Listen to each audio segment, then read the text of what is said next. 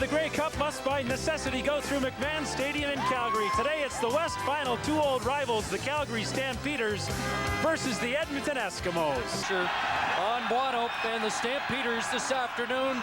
The 1998 Western Final is underway, and this is Marvin Coleman out across the 40 to the 44-yard line. The Stampeders are the men in black today and are unbeaten wearing black uniforms, 5-0, 3-0 against their rivals from Northern Alberta.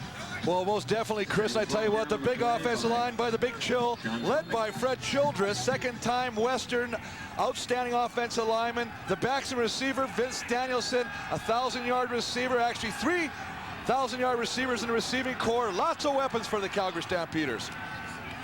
First carry, Kelvin Anderson up close to the 49-yard line, near 5 for the man who rushed for 175 yards last time out against Edmonton. Willie Pless intent on that not happening again today. Exactly, and it won't happen. These guys have said all week they've had dreams of this guy and stopping him, led by Leroy Blue, who's put some extra weight on. Willie Pless again leading the league in tackles with 117. Throw that out the window, he says, today's the day. Of course, Trent Brown back at the safety position right now. He's going to orchestrate what they do for the defensive backfield. 2nd and 6. Garcia's first pass of the game falls incomplete. Leroy Blue was applying pressure. You know what they're going to do? They're going to try to confuse them, do some twists, come off the ball. We talked about Leroy. He's about 270 pounds right now at a rush end position. He feels it's going to help him. You can see right now, he gets right into Myers, pushes him right back to the quarterback, disrupts the throw. Centers 31. Tony Martino in the punt. On 3rd down, led the CFL this year, 48.2 punting average, and Gizmo is deep. Back in the lineup last week for Edmonton, and he made an impact. Gizmo took that one on the run, and his momentum takes him out at the 19-yard line. It's a 42-yard punt, and no return. David Archer is the starting quarterback. There was even speculation as late as yesterday that maybe he wouldn't be able to play because of the thumb. Well, I'll tell you what, he got some excellent support last week. This offensive line, led by Thomas Ram, gave excellent time, ran the ball very well. Myron Wise back in the lineup. He likes his speed. I talked to Don Blair yesterday, and he feels that Myron Wise might be able to use that speed to clear out some more room for Don Blair today, the top Canadian in the Eskimos offense. This is Troy Mills with a flag down. Mills to the 23, and he was outstanding last week, over 100 yards rushing in the first half alone. David Archer called it a jaw-dropping performance. It was a jaw-dropping. But the biggest thing was not only how well how effectively he ran the football. Edmonton number 59, repeat first down. It's the way he caught the ball out of the backfield and ran with such authority. I mean, these guys know what they have to get done. On the other side of the ball, defensive line, Shante Peoples, the Eastern Division outstanding defensive player from last year with Winnipeg at the rush end position. Henry Newby, a newcomer at the middle linebacker, playing his 4th game. A lot of speed there. And of course, Greg Frères anchoring the defensive backfield for the Stampeders. And after the penalty to Groenwagen, they get to Archer for the first sack of the game. They had 12 sacks in 3 regular season games against Calgary. And they have to get to him right now. This is the big key. I mean, you want to get after him right now. They know he's got a bad thumb. You're not intentionally going to try and do it. He's going to protect himself a little bit, but you got to get after him. You got to rattle him. And if you get a shot, take it on the thumb, baby. Daryl Hall had 2 of his 6 sacks in the regular season against the Eskimos as he rushed from his outside linebacker position. And now Archer faced with 2nd and 26 from his own 3. Draw play, Mills. And he is brought down at the 7. And again, it's Daryl Hall on the tackle. And Jermaine Miles fired up, and so is that entire Calgary defense. Well, big time, because what you want to do perfectly, the scenario you love, is stop them deep, force Edmonton to punt from their end zone. Right away, you're getting excellent field position for your offense. You can see Archer flexing the right hand as he made his way to the Edmonton bench. And Sean Fleming to punt out of his end zone. 3 minutes into the first quarter. No thought of a safety. And Marvin Coleman has it in Edmonton territory. Dropped the ball as he hit the turf, but the whistle had clearly gone. And the Calgary Stampeders with outstanding field position when we come back to chilly Calgary. Without elements being a story today, there's been an icy fog hanging over McMahon Stadium most of the day. Very light precipitation. They cleared the field a couple of times. And the kickers even compared notes prior to the game on what cleats they were wearing. Guaranteed the last civil words today between these two teams. Over the middle, Terry Vaughn, and Vaughn scrambles all the way down to the 20. And again, the ball jarred loose, and the whistle had gone. Rio Wells up with the football, but it is Calgary ball and a first down and a 19-yard pickup by Terry Vaughn. Nice job of opening. This is what they want to do, to get a little crossing pattern. Get Terry Vaughn coming across the middle. He's got a couple steps on the defender, Rio Wells. You can see him chasing him right there. Once you got a couple steps, you got to wrap up. You cannot let him get open, especially like you say, with a field like this, slipping will be evident.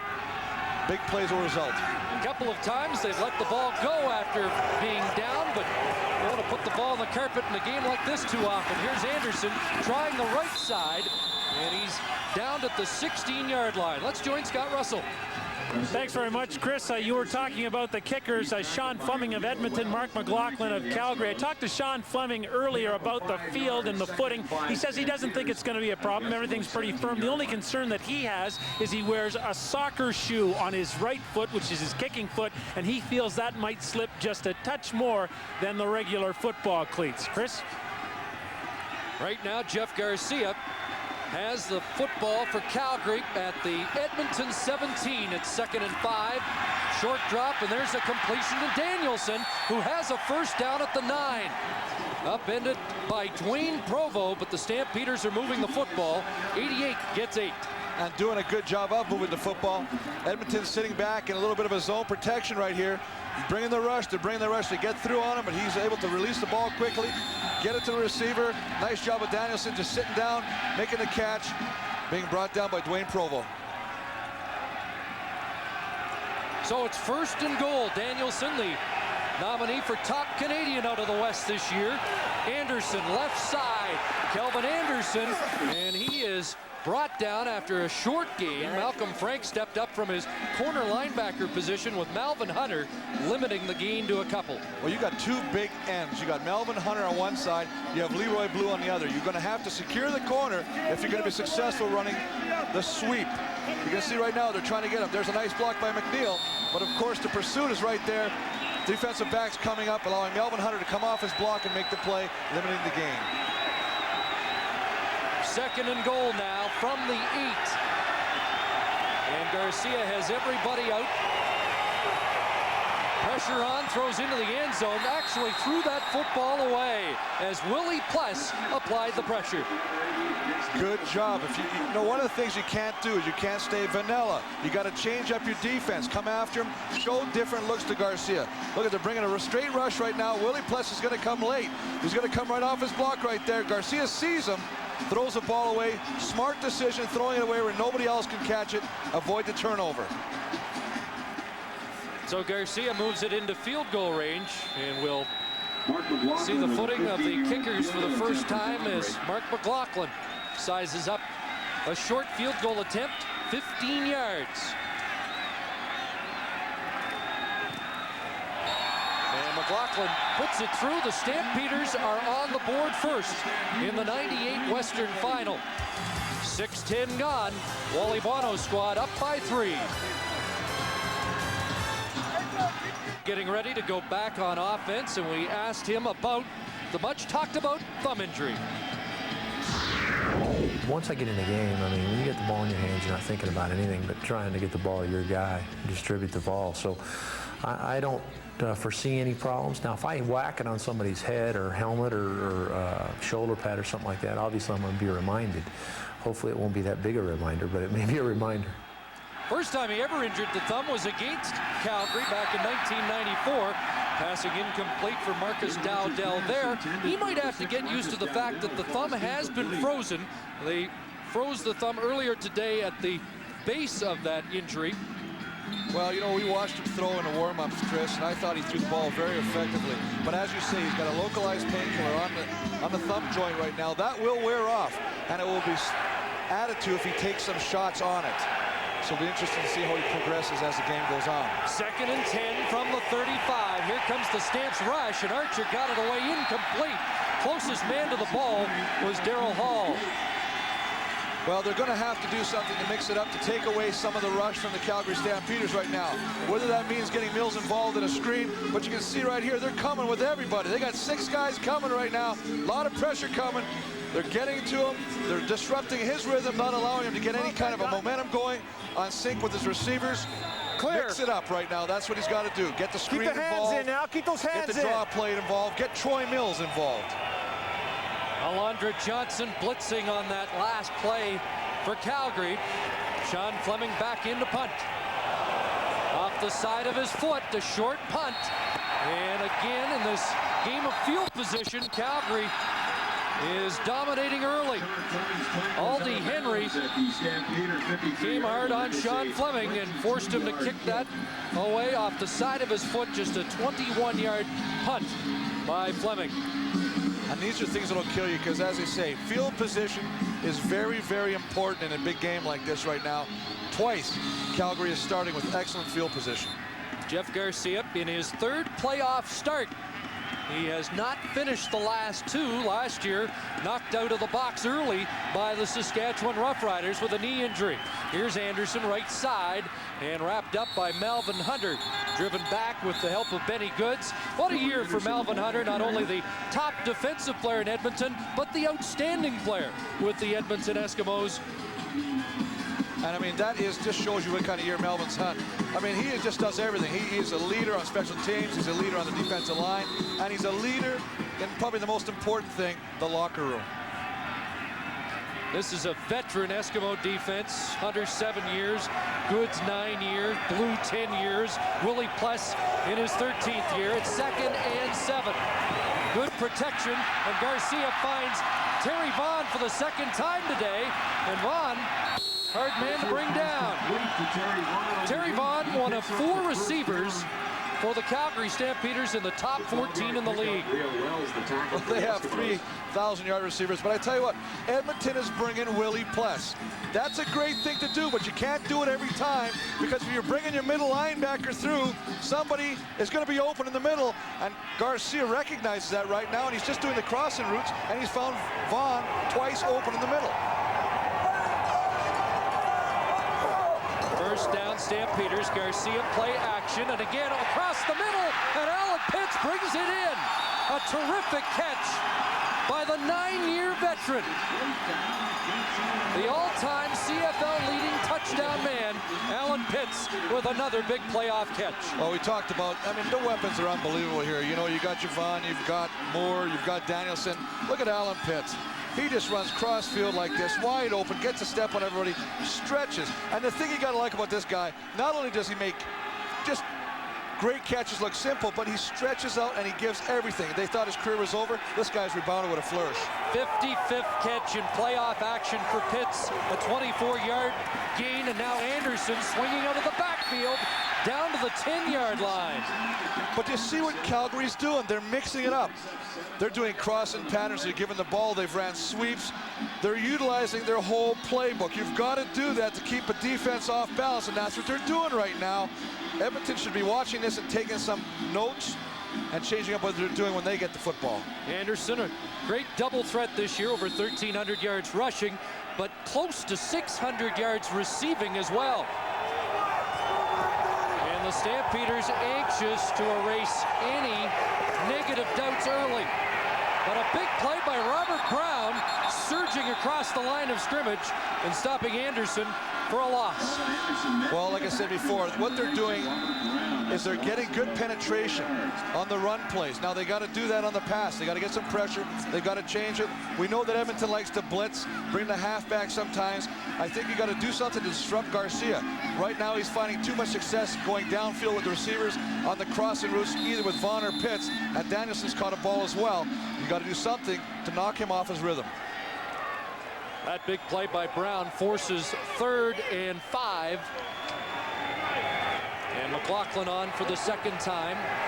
The holder is Dave Dickinson, the backup quarterback, just coming back from a broken wrist. And Mark McLaughlin puts it through. And the Stampeders double their lead to 6-0. 4:50 to go, first quarter.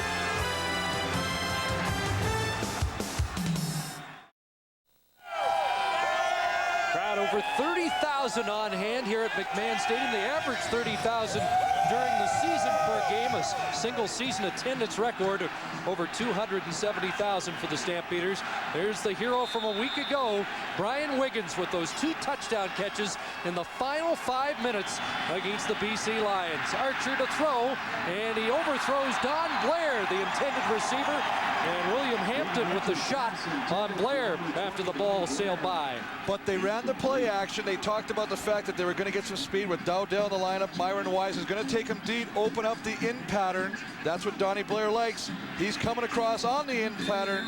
Unfortunately, David Archer throws a little high, but that's what they do want to do to get some success against the secondary of Calgary. You know, all the talk this week around David Archer has been the thumb. He also has a sore Achilles, and clearly Archer has been on the limp in this first quarter. 2nd and 10, and Archer delivers the football incomplete. The ball jarred out of the hands of Don Blair, the former University of Calgary Dinosaur star, who never has had a great game here in the CFL at McMahon and is anxious to atone today. Well, I'll tell you what, he just ran the same pattern he did the play before, but he ran it from the other side. He's going to come from the top of your screen. They got great protection right now. You got 5 guys blocking 3. You better have good protection. Gives him a good sight line to throw the football. Donnie Blair comes inside, runs the in pattern from the top of your screen to the bottom. Again, this time he should have caught the football. He drops this one. They got to punt the ball. 3 consecutive 2-and-outs for the Edmonton offense.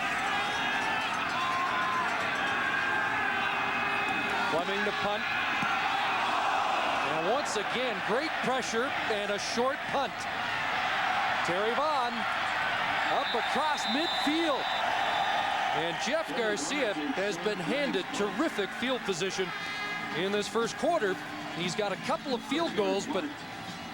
Well, you know, the big thing, yeah, he's got a couple of field goals, but the thing that every coach will tell you is every time you're in a scoring position, get something out of it, and they have. They've marched the football down. Granted, they've started from a short field, 50-yard on up, but right now they're kicking 2 field goals. They got 6 points. That is a lead. I don't care if it's 3 points, 6 points, 9 points. They've got the advantage.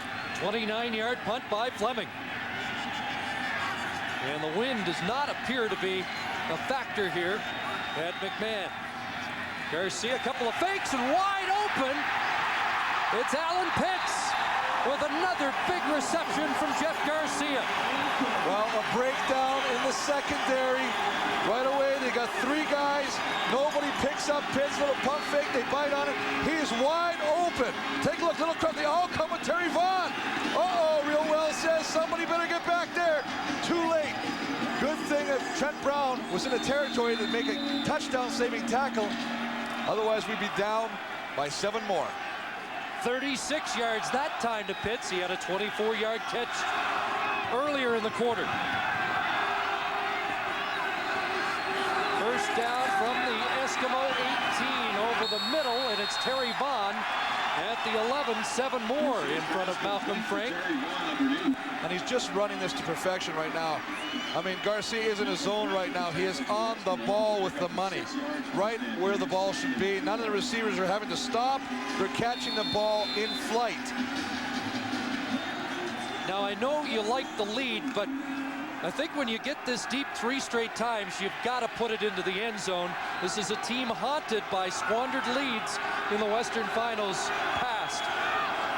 2nd and 4. Garcia over the middle and a drop ball. Terry Vaughn had a touchdown and couldn't squeeze the football. Well, we talked about Toronto running the pick play and running the crossing patterns. Right now, I tell you, these Stampeders are running a textbook on it right now. They're causing confusion. The receivers from the wide out position are becoming wide open. Take a look at this. This is almost too easy. Right in his hands, should have been a touchdown, but the point you got to make here is he is wide open. They better correct the secondary situation, either start getting a better bump on him or change the coverage, or it's going to be a long afternoon. Usually sure-handed Terry Vaughn replaying that drop ball. And McLaughlin, a couple of short field goals. Will try another from inside the 20. And he is 3 for 3. So the Stampeders have capitalized on good field position in this first quarter and have built a 9-0 lead. And the Eskimos can only be thankful it isn't worse. Congratulations to Kelvin Anderson. Rio Soloway will help with Kelvin in a new Hardy Navy suit. We'll make a $1,000 donation to the Calgary Children's Foundation in Kelvin's name. Congratulations. Look at the drop ball as that one went off the face mask, Vaughn. Well, but the big thing we talked about, wide open in the coverage. I don't want to say that Calgary's got better footing out here because they all got to play on the same field, but right now it looks like they have an advantage. And there always is that saying that the receiver knows where he's going, so he should have the advantage, but they're going to have to do something to allow him not to come out so free. David Archer starts again from the 35. Troy Mills runs through a couple of would-be tacklers, and there's the initial first down of the game for the Edmonton Eskimos. Troy Mills with an 11-yard gain. And get these big boys in front. Get the big hoggies involved. This is what you want to do. Get them off the line of scrimmage. Start doing a little headbutting in there. Let Troy Mills, what he does best, run the football. Give him some breathing room right now. You got to mix it up. Either run the ball and suck the linebackers up or throw it deep and make them drop. Mills with 176 yards from scrimmage last week against BC. And Myron Wise on the reverse, and it didn't fool Daryl Hall. That's disciplined football by Daryl Hall. Staying in his proper rush lanes. Don't get sucked in with the influence that the ball is going to the opposite side of the field. You can see it's fake. They're faking to Troy Mills. They're going to give it to him, but he's just coming down, and he's not even really looking for Myron Wise. His job is to make sure that David Archer does not outflank him. Good job by Daryl Hall on that play. 6-year Calgary Stampeder, 3 years with the Denver Broncos in the NFL, and now 2nd and 15 for Archer. And he swings it up to C.J. Williams out of the backfield. Williams is in this week in place of the injured Tony Burse, and he'll be short of the first down. And you know, you wonder about the advantage they might have in that fact that C.J. has only played 1 game against Calgary. He hasn't been used as a running back, more of a blocking back, but he can run the ball effectively. And maybe they should start using him in the backfield a little bit, take some of the heat off Troy Mills, give him another option. Use everything you have. This is a do-or-die situation, this game. Use your whole playbook. Don't save it for training camp. 4th punt of the first quarter for Sean Fleming.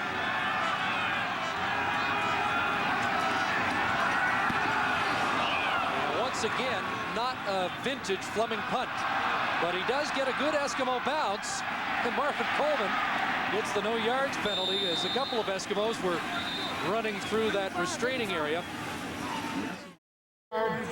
Edmonton number 50, first down.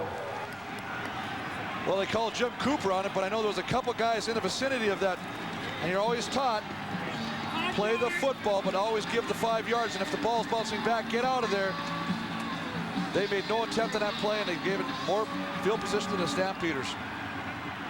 Well, this stat tells you about the first quarter. Yards on first down, Calgary 108, Edmonton -10. Anderson straight up the middle to the 25 and has 3 yards on the final play of the first quarter. It was dominated by the hometown Calgary Stampeders. And after 15 minutes, it's the Stamps with a 9-point lead.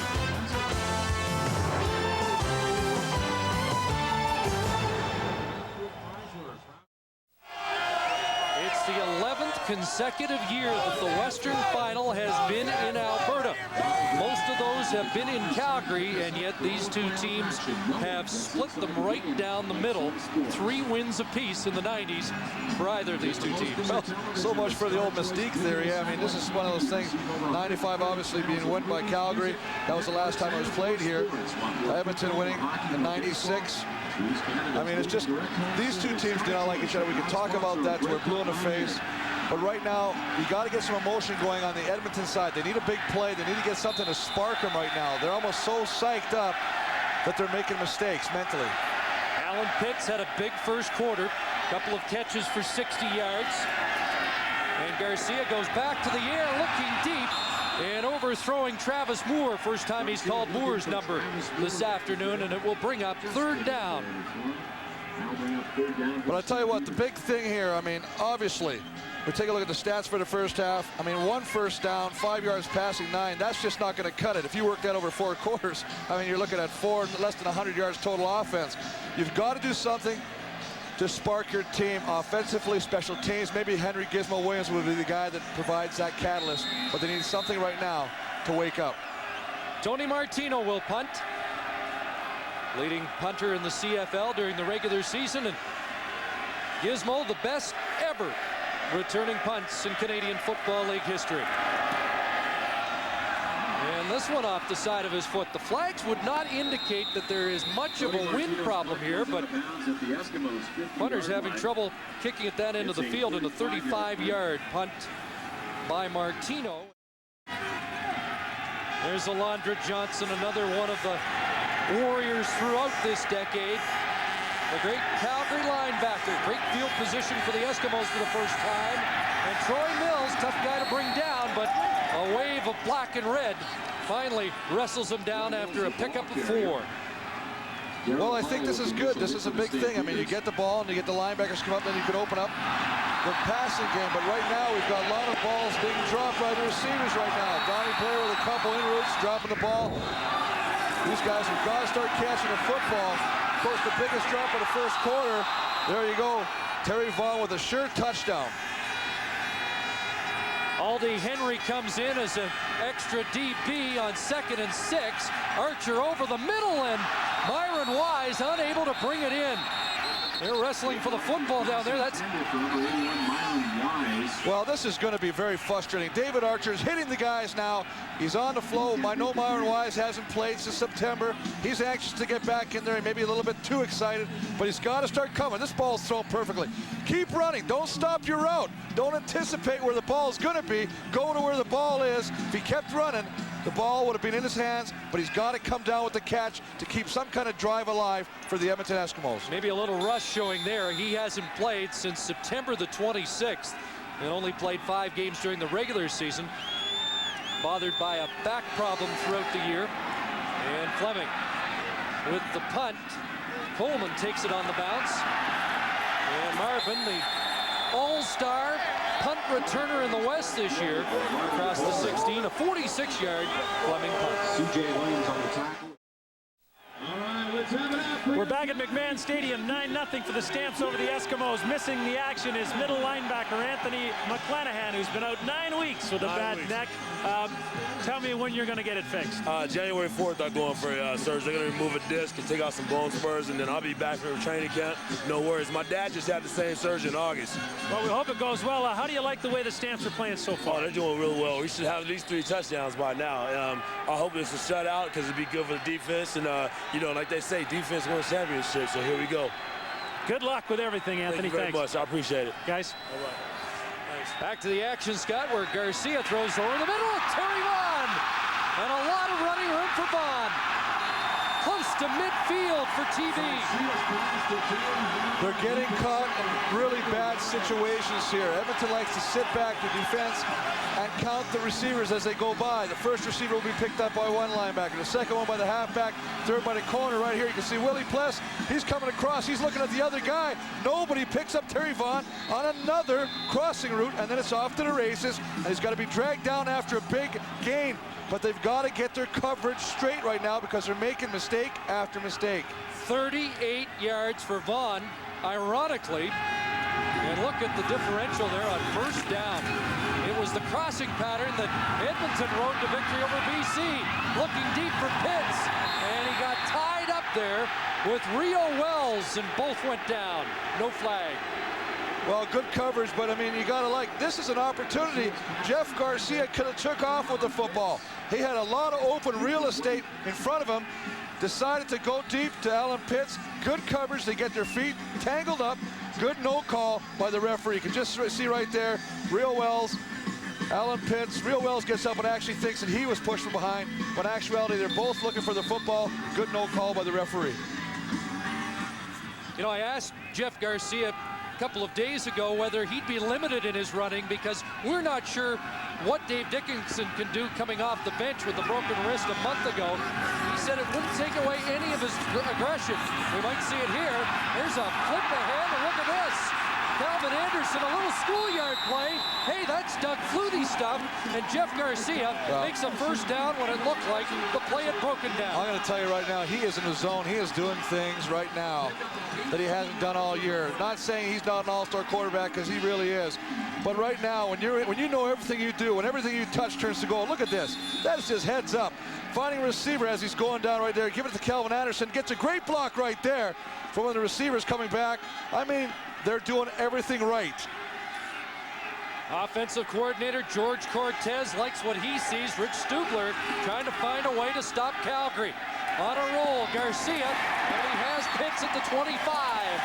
And it's another first down for Calgary. And they have operated very efficiently, getting the ball into the red zone today. And you know the big thing we talked about earlier, we said, you know what, the slot backs, Danielson and Pitts, the height advantage. There's not even a need for height advantage right here. The ball is being thrown on a rope to the right spot. The receivers are running crisp patterns, and they're being at the right spot, coming down with big catches. Past the 5-minute mark of the second quarter. Calgary trying to expand a 9-0 lead. 6 receivers in the package, and there's Danielson. The UBC product cuts it back to the 15, close to another first down. Well, I'll tell you what, you don't see this very often, but they're picking on Willie Pless. Willie Pless is playing middle linebacker. He's watching Garcia. If Garcia runs, he's got to come after him. But watch him, he's just going to sit there. He sits down there and he says, oh, there's the receiver, I got to get him. That's my responsibility as well. He does a lot of things, but right now they're playing off him, running where Willie Pless is not, completing passes and picking up big first downs. Willie, the all-time playoff tackling leader in his 19th playoff game. And Garcia on second and short gets a great push ahead for the first down. Well, you know, they haven't ran. Last time these two teams met, that was the game that Jeff Garcia only threw the ball 19 times. He ran the ball 29 times with Calvin Anderson. But you know, the offensive line, there's Big Freddie Childress, the center, Crysdale, 2 Western All-Stars. They want to get the job done on the ground as well, because it's a lot more fun giving punishment than taking it. 4th time today, they're inside the 20. They've settled for 3 previous field goals. Garcia looked like he'd run and then throws it deep into the end zone. Closest man to the ball was Alan Pitts, but I think Garcia wanted to call the quarterback draw, and it closed down. Well, I agree 100%, Chris. That was exactly what Garcia wanted. But again, they're going to get a break because they call Edmonton for being offside, and maybe that's why the court. Well, I guess that's why the quarterback sneak wasn't there. It was somebody jumps offside, jumps into the hole, and Garcia was going to run. He pulls it down, throws the ball away, but a mental mistake, a crucial mental mistake. So now it's 1st and 5 for the George Cortez offense. They can make a first down without scoring a major. The ball on the 9. Garcia rolling into the end zone. Touchdown, Alan Pitts.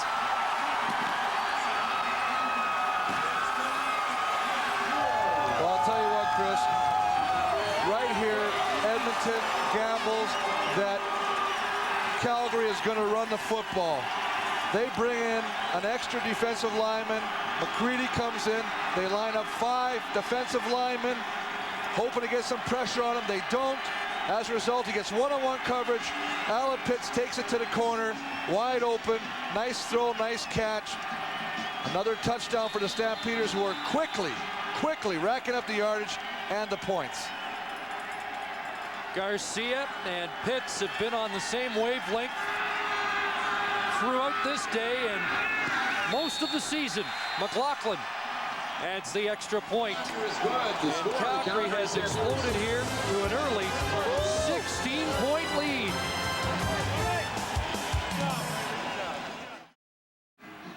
There's Rich Stubler, defensive coordinator for the Eskimos, and right now he's got a problem. Well, he's not too happy right now. He's on the phone with Rio Wells right now. He's not happy right here. Let's take a look at this. 1, 2, 3, 4, 5. Edmonton takes a gamble by bringing an extra defensive lineman. Benny Goods is lined up right there. They got to get some pressure. They play the run. They don't play the pass. One-on-one coverage. Pitts takes advantage. Touchdown. Gizmo Williams on the kickoff return, and now the onus switches to the Edmonton offense that has not been able to move the football in this first half, while keep praying for me. Alan Pitts has just capped the first touchdown drive of the day for Calgary. You know, and we're wondering if we're going to see Calvin Anderson carry the football. They don't have to. They're throwing the ball so effectively right now until Edmonton decides how to cover the crossing routes, and when they get one-on-one coverage, cover Alan Pitts. They don't got to worry about Calvin Anderson.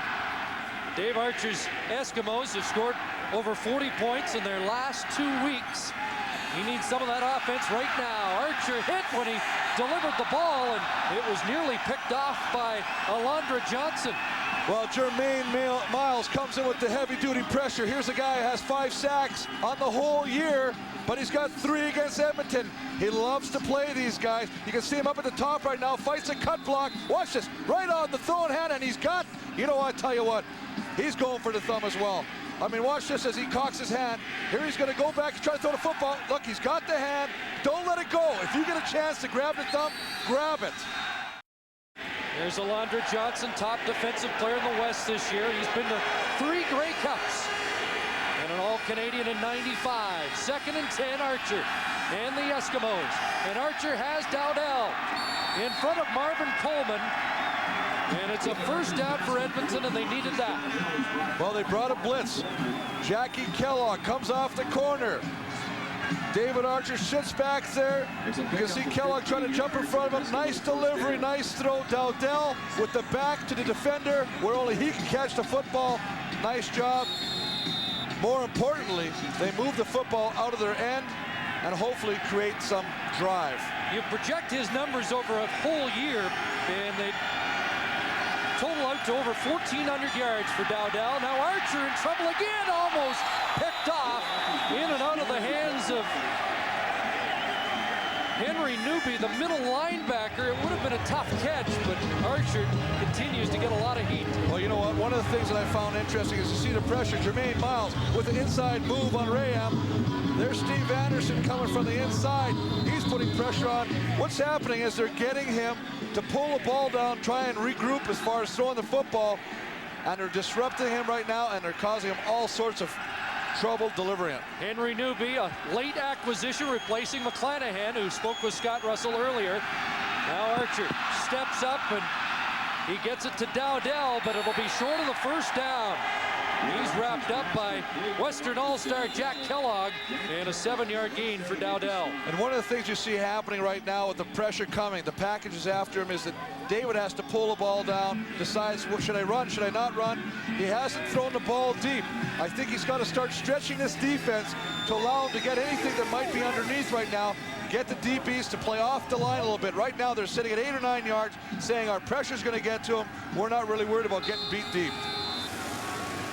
7:07 left first half. Fleming back in.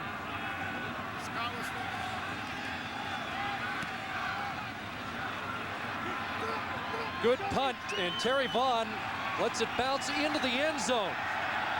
And it will roll to the back line, and a single point is conceded. The Eskimos are on the board.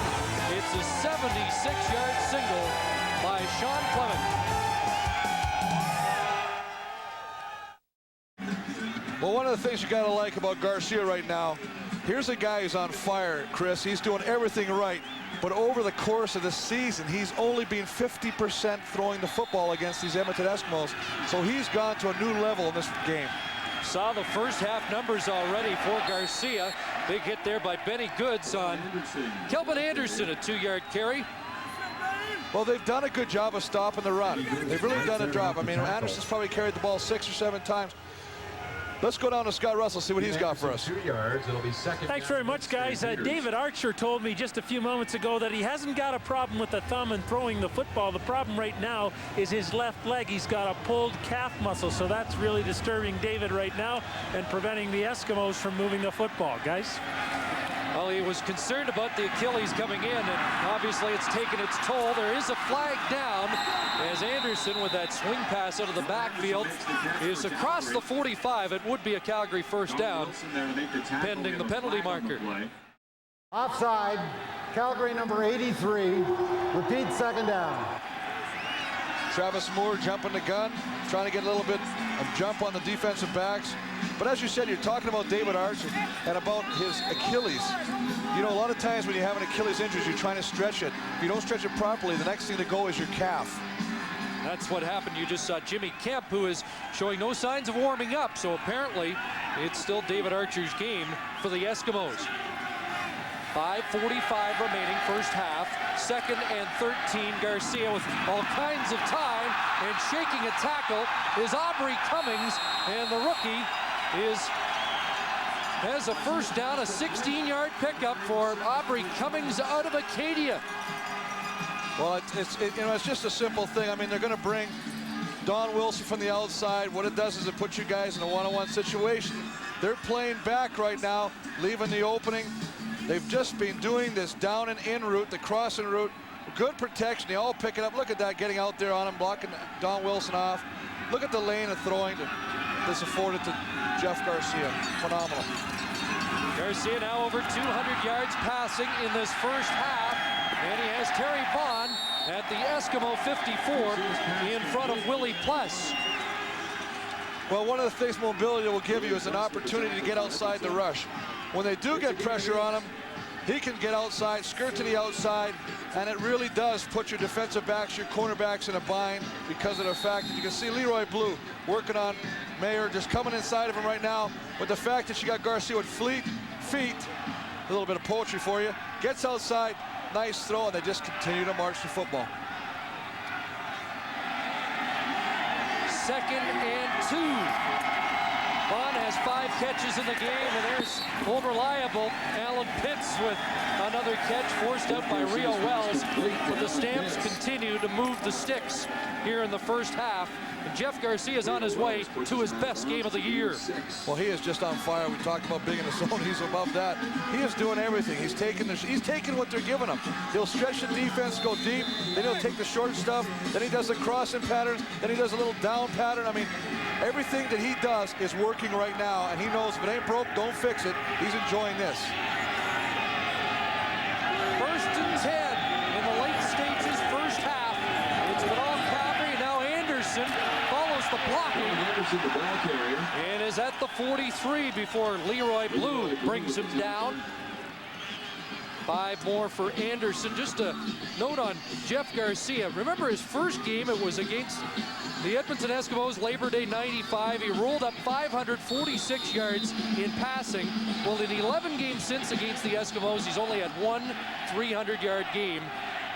That may change this afternoon. I was going to say, suffice to say, it could happen today. It could happen in the first half, the way he's going. 2nd and 5, Garcia over the middle, and a completion to Kelvin Anderson. Dwayne Stewart touches him down. You know, every time they try and do something, the backers, this occasion, Dwayne Stewart sits back.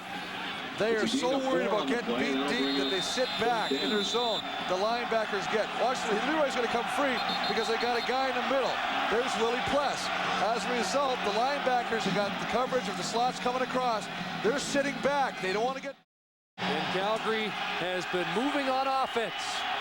Eskimos need a big defensive play as they dig in along the trenches. And it looks like Calgary has another first down. Well, They just keep driving the ball. That's the thing right now. And I tell you what, pretty soon it's going to be a situation where Edmonton's going to wonder what they have to do to stop these Calgary Stampeders. Calgary Stampeders have the Edmonton Eskimos on the edge of the cliff right now and are trying desperately to push them over. Look at the production on first down. That is unbelievable. 200 to -6, and we're almost finished the first half of football. First down for Garcia. Faked once, twice, and now over the middle, incomplete. Closest guy to the ball was Travis Moore. Well, they're really pushing. I mean, they're throwing the ball so effectively. And Jeff Garcia, they don't understand how strong this guy is. He's in the grasp of the defender and still has the strength to throw the football. But let's talk about the big hoggies up front. These are some big boys, 300 pounds plus. Look at Freddie Childress with the forearm on Willie Pless. I mean, you're going to see big 68 right there. Look at that. The rule is you got nobody in your front, go to the next level. Freddie just demonstrated that to perfection. That's Highway 68 in Calgary. 2nd and 10. Blitzing, and Garcia gets it away downfield, and this one's picked off. Malcolm Frank for the Eskimos with the interception. And Frank is up across the 35-yard line, and Edmonton needed that kind of play defensively, and a 30-yard return for Malcolm Frank. Well, they needed that kind of play defensively just to eliminate any opportunities for Calgary to put more points on the board. This is one of the few times Jeff tries to throw the football away when he's under pressure. He throws it deep, hoping to get one of his receivers to run underneath it. One of the receivers falls down. Malcolm Frank sitting back there playing safety. Nice job of just playing back catcher, catches the football, runs it back. Good field position for the Edmonton Eskimos, but they've got to take advantage of this. Well, there's 2:28 to go. If the Eskimos could get points on the board here in the dying stages of the first half, they could actually feel pretty good about what transpired in the opening 30 minutes, at least have a more positive feeling. There's Don Blair with a catch. And a gain of 8 for the University of Calgary product. Well, you can see Johnny Blair just kind of loafing it a little bit right now, finding the soft spot, just sitting, waiting for the football. Comes back, ball's just a little bit low, has to come up, otherwise he can turn it up a little farther and get the first down. Blair 6th in the CFL in receiving during the regular season with 1,091 yards. 2nd and 2. Mills, first down. Gets to the 50-yard line, driving for 6. Troy Mills. 16-1 Calgary. And the edge in play far more lopsided than that. Archer looking downfield, man open, and the ball nearly picked off as Darryl Hall closed in a hurry, covering C.J. Williams. Well, a nice job of getting C.J. on the linebacker. Unfortunately, it is, as you say, Darryl Hall, who runs as well as any defensive back. He's got to step on him early. Davis going to just sit back here. Now, he knows where he wants to go. He's got the one-on-one he wants, but the ball is a little underthrown, and this is where you wonder, Chris, how the thumb has affected his deep ball. And Hall almost turned it into an interception. He was really the first defensive halfback that was moved up to a linebacker position in the early 90s in the CFL. Archer over the middle, Williams across midfield. Alondra Johnson wraps him up short of a first down. They get it to the Calgary 54, but David Archer and company 4 yards short of the first down. But at least they found a little success.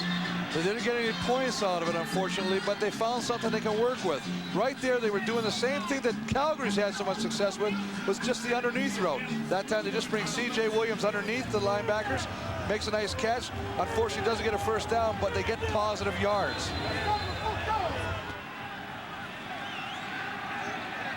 Marvin Coleman back, 2nd in punt returns this year to Eric Blunt, who had that brilliant season in Winnipeg. End over end punt, and will kick out of bounds at the 11-yard line with 1:16 remaining in the first half. There was a 3-year time span when the Calgary Stampeders went 15-3 15-3, 15-3. Twice they didn't even get to the Grey Cup in those seasons, and in '95 they went to the Grey Cup and lost. But Wally Buono's taken all the negative talk this week and said, we've never had better chemistry and we've never been more confident, and it's shown in this first half. Well, if you hit a nail on the head with that chemistry, everybody talks about teams that have talent. You can have great talent, but have a really unhappy locker room. They have a very happy locker room. I talked to Pat Clayton yesterday. Act on an eligible receiver. Edmonton number 25. Decline. First down. That's Don Wilson called on the illegal contact, but Alan Pitts has a 13-yard catch, and he's over 100 yards in this first half. His 6th catch and 102 yards for Pitts. A first down for the Stamps. Kelvin Anderson tries the right side, nothing doing. Benny Goods, Rio Wells moved up from his defensive back position to put the stop on Anderson. Well, I think he also saw a nice stat that just came on the screen there. 19 minutes of time possession to 9 for Edmonton. You can't keep your defense on the field that long right now and hope to be productive. Your offense has got to start picking up some of the slack. Loss of 2 for Anderson. It's 2nd and 12. 44 seconds remaining in this first half. Garcia calls his own number, and he'll be stopped up short. Chris, that looked like a case of Jeff Garcia just not wanting to put the ball in the air in the final minute of what's been a great first half. Hey, you know what? You're exactly right, Chris. He's making the right decisions. We talked about the time he was almost tackled, flipped an underhand pass. Doug Flutie made a nice completion. Right here, rather than throw it up for grabs, maybe make a crucial mistake, get some points to Edmonton, he decides to try and get anything positive. Unfortunately, he stopped, but he says, you know what? Our defense has been playing so well. Hey, I don't care. Kick it away, Tony. Looks like this turf in the late stages of the first half getting a little slick with more precipitation falling. They will clear the field again at halftime. Gizmo trying to get his team in better field position with what will be less than a half minute to go for David Archer.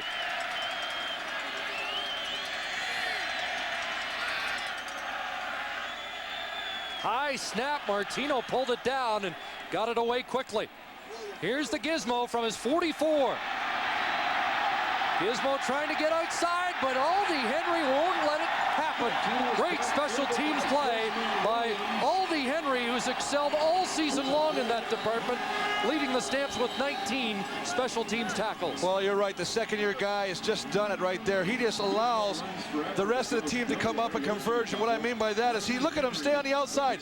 The Giz wants that corner. He's not allowing him to get the corner, forces him to try and come back in.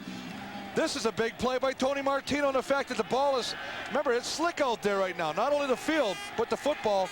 Nice job of catching it and getting it away. 21 seconds left for Archer in the first half. Over the middle, here's Marcus Dowdell. He'll try and get outside to the sidelines, or will he? Marvin Coleman won't let him get out. 12 seconds left. Gets poked in the eye here by Jack Kellogg. Well, you can see right there. Take a look right there. He's got his hand in the face mask right there. Drags him back. Doesn't grab it, but does enough to graze the eye. Time whistled in.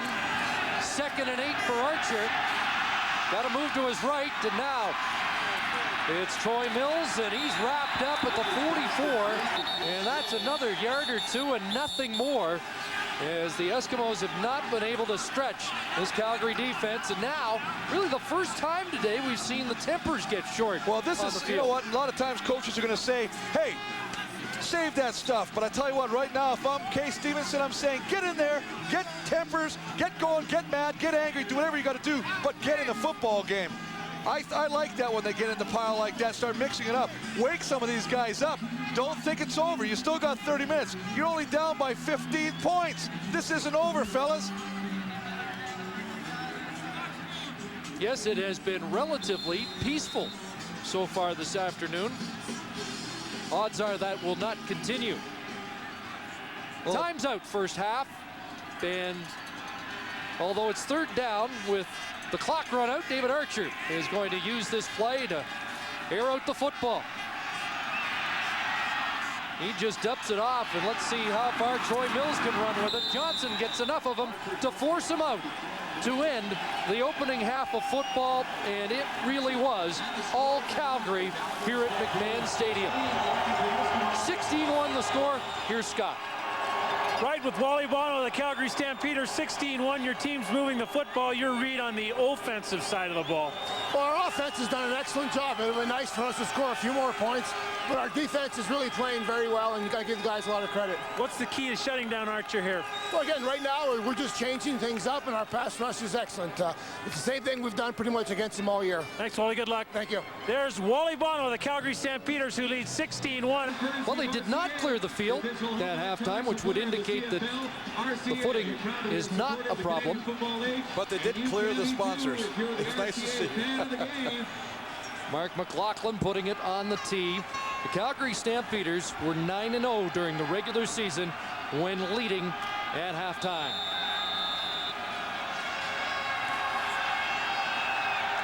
Underway with the second half of the West Final, and here's Gizmo. Henry Gizmo Williams up to the 45-yard line, and that's where Archer and company will put the ball in play. A 25-yard kickoff return, and one name we didn't call in the first half was Brian Wiggins, the hero a week ago, and that's somewhat surprising. Well, that's very surprising. I mean, especially as you say, the heroics, what he did when he caught the football. I mean, you got to get him involved in the game. It's like I talked about earlier, the analogy of playing cards. Usually you use 5 cards, you can't win with 4. Use all your weapons, and you've got to use them all. Saw him at breakfast this morning, couldn't sleep last night. He said he spent most of the night visualizing big plays, well, but he hasn't had a chance. He just wasted half the night sleeping, visualizing no plays. But you know what? That's what they talk about football. It's 2 30-minute halves. Edmonton has to forget that and come back big time. Look at the first downs, 4-14. But look, here's the big key right there. 20 minutes to 10. I mean, when your offense is on the field that long and your defense is on, you're going to get tired and things are going to happen. It's a big if, but if they score on the first possession of the second half, they're right back in it. 2nd and 6, and it's Williams over the middle, and C.J. Williams with the biggest play for the Edmonton Eskimos this afternoon. Well, maybe that big if is not so big. I mean, this is what they did last part of the first half, but they were doing it shallow. They get a little bit more depth on this, just a little underneath pattern. You see him right there. Gets him under there. They got his zone coverage, and he just outruns everybody to the sideline. The field conditions are not that great right now. There's a slight coating of snow, frost on the field, so if you make one guy miss, you can go for a long way. 31 yards for Williams, who replaces the injured Tony Burse. He had over 820 yards from scrimmage this year as a running back, and now Archer rolled right into traffic, and Dowdell drops the ball. Archer was under pressure, did a good job of getting that ball away, and Dowdell can't squeeze it. Well, these are things that happened earlier in the game when Donnie Blair dropped a couple passes. You got to start catching footballs.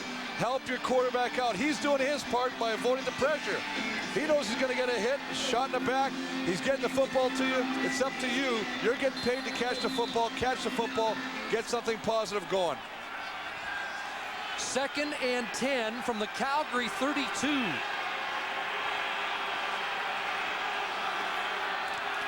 Out of the shotgun, Archer, good protection. Dowdell nailed at the 26, and he won't get near the first down. Swarm tackled, out of touch. You know what, Chris, one of the things that I've noticed the whole game, and you just hit the key word, swarm. The first guy is tackling. The rest of Calgary's not standing around saying, I wonder if he's going to make the tackle, or he is going to make the tackle. They're all over there. 4 people on that play, making sure that the receiver, Dowdell, is brought down to the turf. So a field goal situation for Kay Stevenson. And this isn't a bad thing. I mean, they're getting points. This is positive right now. Kay has gone into halftime and say, you know what, we've got to make something positive happen early. This is positive early. Excuse me. And Sean Fleming to attempt a 33-yard field goal.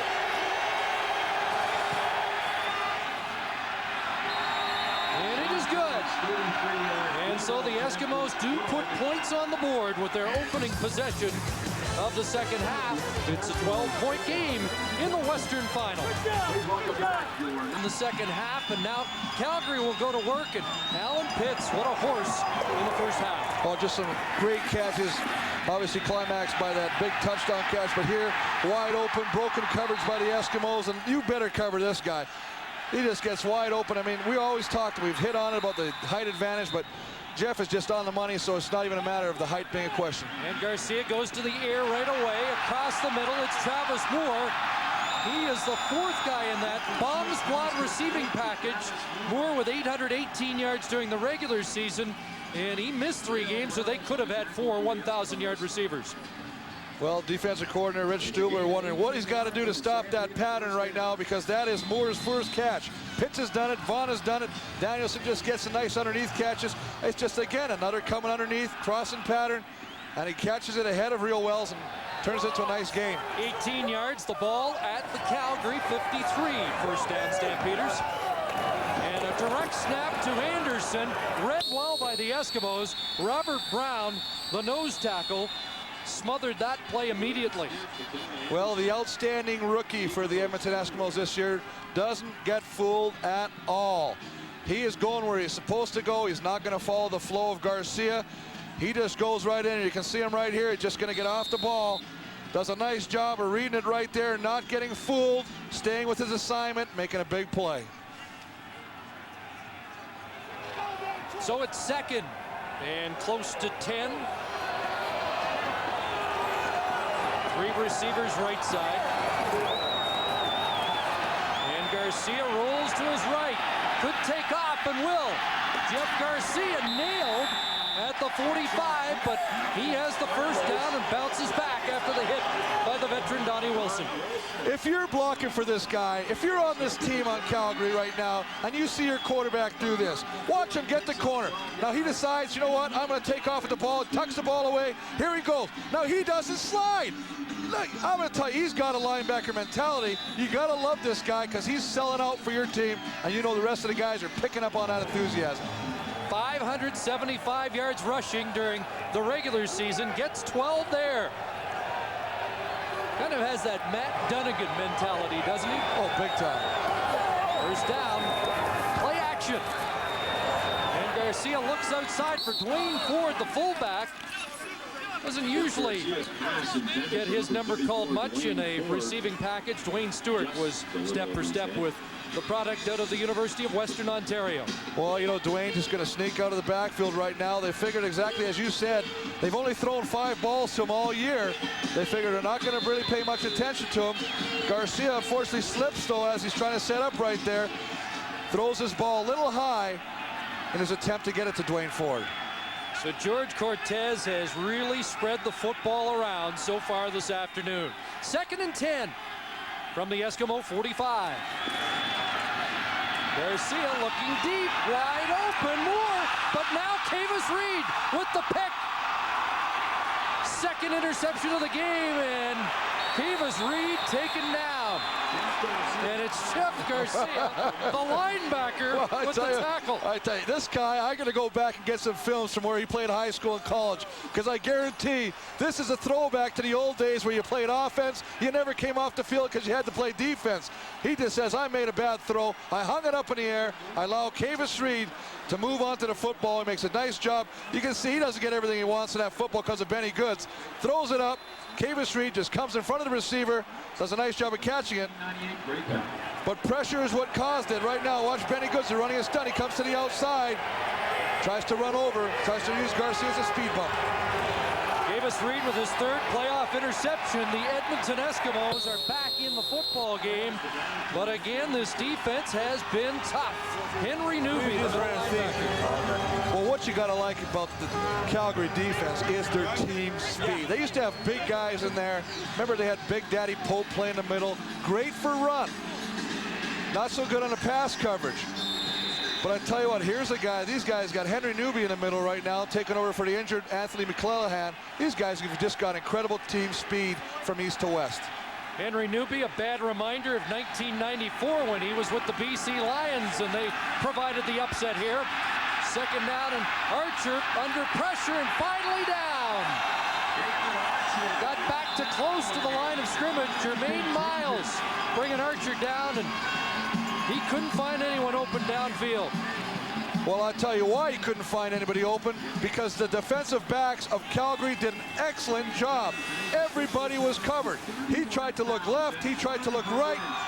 He is looking for somebody. Please, somebody come open. But everybody is running with somebody. Cross middle patterns are covered. Downfield is covered. All he's got left as an option is to pull it down and try and get something positive. But a great job of coverage by the secondary of the Calgary Stampeders. We passed the 6-minute mark of the third quarter. Marvin Coleman from the Calgary 20. Coleman springs it and lunges to the 38. An 18-yard return of a 43-yard Sean Fleming punt. There is a penalty marker down. They come open, but they're not getting open. 12-point game midway through the third quarter. Garcia goes back to the air, and he got crossed up with Terry Vaughn. And the ball thrown deep and incomplete. 2 of the last 3 Calgary series have ended with Garcia interceptions. You know what? They were doing so many things well in the first half. They were mixing it up. They were running the ball. We haven't seen Calvin Anderson touch the football in the second half. They had the short patterns. They were running some tosses, some sweeps. But the underneath pattern was their bread and butter. When he's gone deep lately, he's had problems, as he said, and he's thrown 2 big interceptions. Garcia led the CFL in touchdown passes this year with 28. There's Vince Danielson over the middle.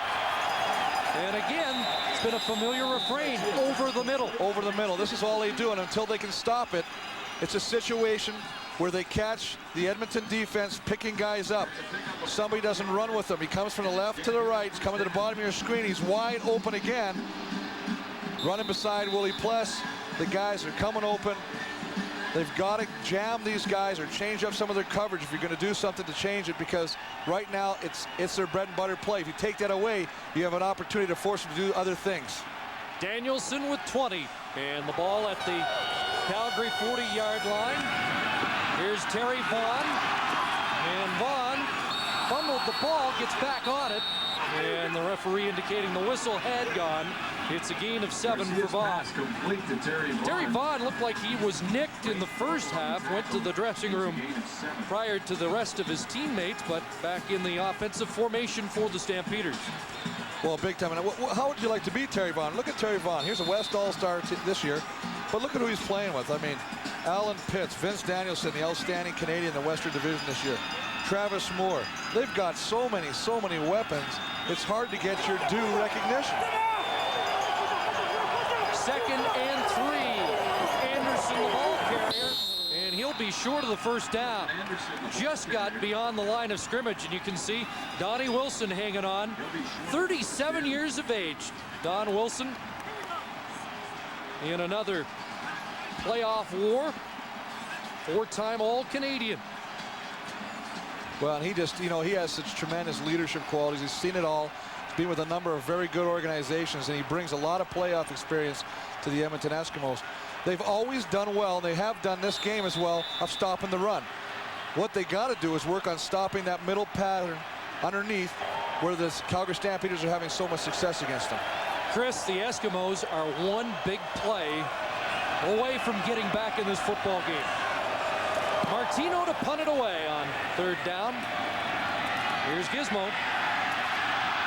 Henry Williams straight up the middle, and Alondra Johnson, that was like running into a brick wall.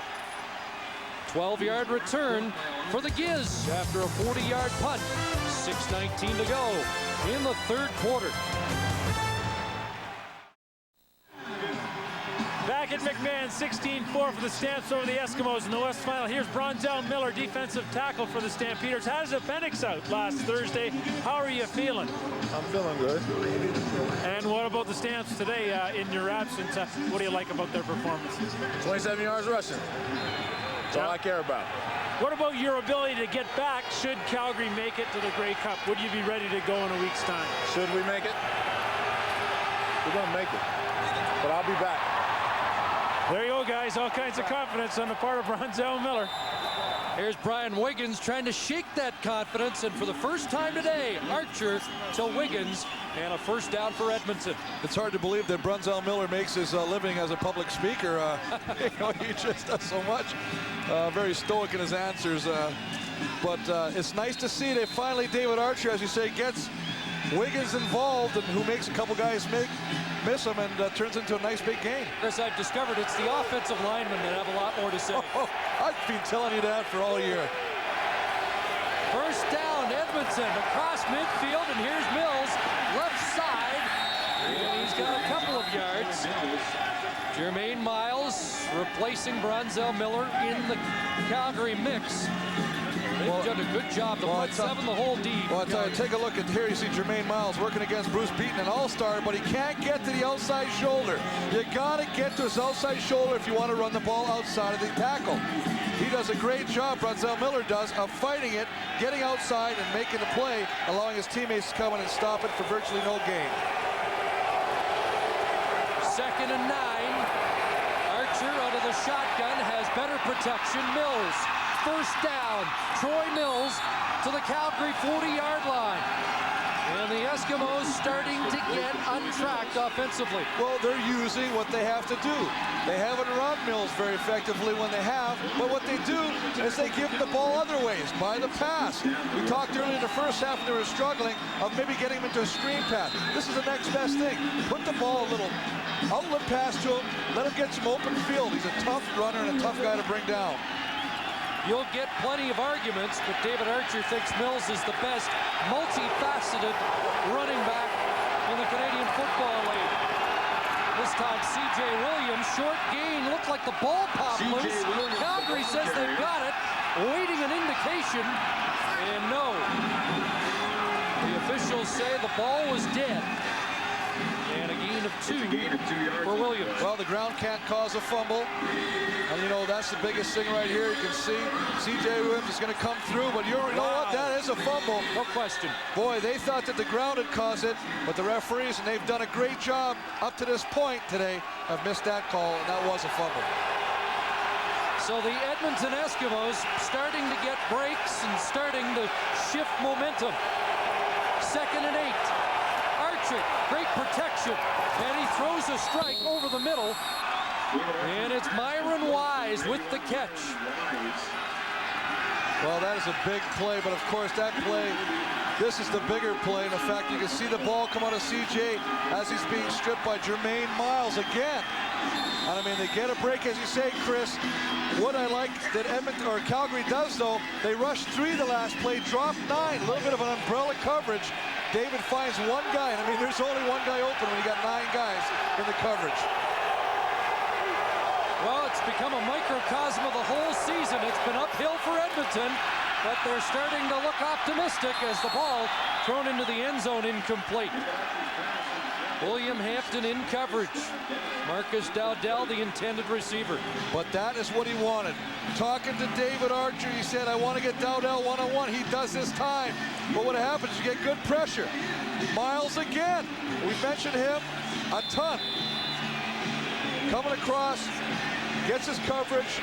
Had he not forced David Archer to throw that ball too far, no telling what could have happened because he got the coverage he wanted when he one-on-one with Marcus Dowdell. Chris, this is the longest drive of the game for Edmonton. This their 7th play. 2nd and 10 from the Calgary 28. Archer over the middle. Wiggins with the catch inside the 10. Well, maybe this is that visualization thing he was doing. Maybe he didn't visualize himself doing it in the first half. He says, I'm saving for when it counts, the second half. That's a great, great catch. Take a look at it. Nice delivery by David Archer, sitting in the pocket. But look at the concentration. Up, turning his back, not knowing if he's going to get a shot from the back. Great job. Fighting the pressure. Here's Peoples. We haven't mentioned him at all. One of the first few times he's been around the quarterback. Thomas Rayam doing a great job on him most of the day. 21 yards for Wiggins. It's 1st and goal, Edmonton from the 8. Short drop, Archer into the end zone. Incomplete. Again, Dowdell, the intended receiver. And I like what he's doing. He says, you know what, I'm going to mix it up a little bit, which is what you want to do. You want to stay with one guy. He likes Dowdell. Every game that these two guys have played, Dowdell has been Archer's favorite receiver. As much as he's talked about having guys like Myron Wise in there, he really likes this guy. A guy I think they do miss in the short or in the red zone, though, is Shannon Myers. Second and goal.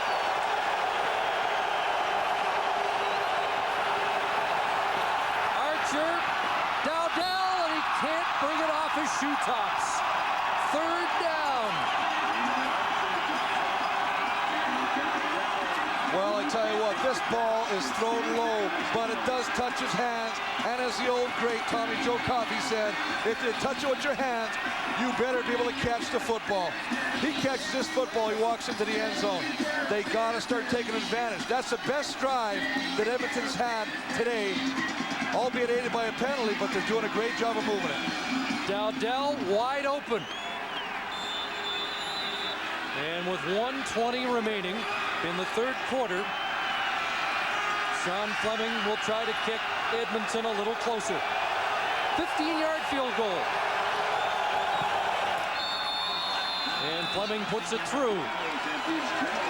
So it's a 9-point game in the Western Final with over a quarter to play. And that's just a touchdown and a field goal. Let's go down to Scott Russell. Well, guys, just talking to Dr. David Reed of the Eskimos medical staff, and fullback Troy Mills has bruised ribs. He took a hit. Also, a couple of series ago, you noticed he slipped on a reception, and so the field and its ability to not be slippery is coming into play here. So Troy Mills has bruised ribs, and that might be a factor.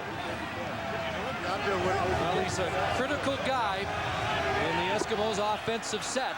We'll see if Mills comes back and can continue to be effective. From the 35, Calgary will start. Out of the backfield, Kelvin Anderson cuts back, drilled, but gets to the 40 and close to a first down. Well, Benny Good just comes off from his defensive tackle position and just cranks him. I mean, this is what you call intensity in football. We're trying to do anything you can, but the nice thing about it is Garcia is using Anderson as his outlet pass. Anderson will stay in there looking for the blitz. Nothing comes. He leaks to the flats. Nice job of getting the ball to him. Nice job of Benny Goods coming over from his tackle position to make the play. This guy's 5'8", 205. Anderson's durable. He has not missed a game in 3 years out of the Calgary backfield. And Anderson wrapped up there and thrown down by Don Wilson in his 15th year. Donnie Wilson limits that gain to just a couple. And the nice job that Edmonton has done is they've put him in a second and long situation. I mean, the pass protection, you're going to see they're bringing everybody right now. The ground is a little bit slippery, as you can see right now. They're trying to run some stuff inside. McCready and Benny Goods, the offensive line, doing a good job of switching it off, allowing Garcia that time. At the 47, it's 2nd and 8 for the Stampeders. Garcia with pressure on, throws a strike complete to Travis Moore. His second catch of the game, and it's a big first down for Calgary.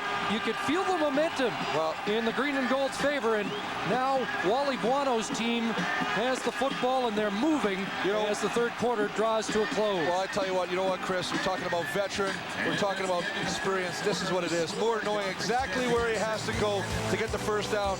Nice throw, nice catch. They keep the drive alive. 15 minutes left.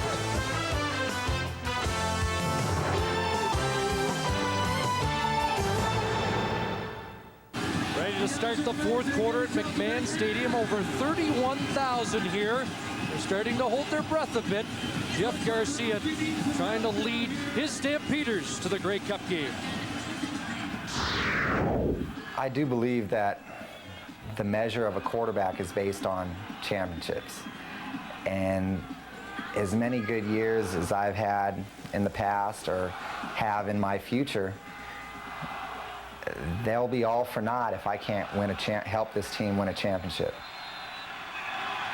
Garcia 15 minutes away. He enjoys a 9-point lead and a first down at the Edmonton 53. Rolling left, hit as he throws, looking for Pitts, and Alan Pitts, a flag goes down. Pitts was interfered with down inside the 10. Trent Brown, the safety. Well, they had double coverage Chris, Trent Brown to safety, and Dwayne Provo. Or make that real well. So they have coverage on him, a little bit too tight. The ball is thrown. The difference between this throw and the previous two that went deep that were picked off is he threw the ball past him. As you can see, Trent Brown kind of grabbed a little bit. Interference. Edmonton number 28, first down. And no question about the call. He was tackling Pitts before the ball arrived. But my point being that Garcia threw the ball farther this time than letting it float underneath last time and allowing Edmonton to pick off the previous two long passes. This time he put it deep, results in interference.